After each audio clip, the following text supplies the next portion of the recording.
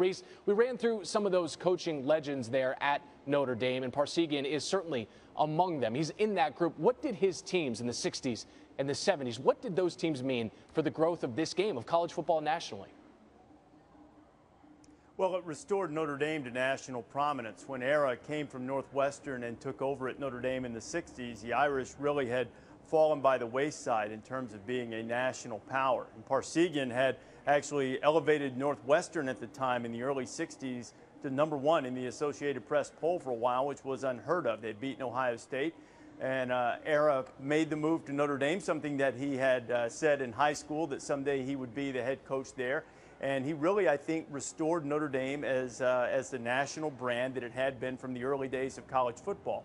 And, you know, he was, Randy, I was fortunate enough to get to spend quite a bit of time around Ara over the last few years, over the course of my career. And he was the quintessential gentleman.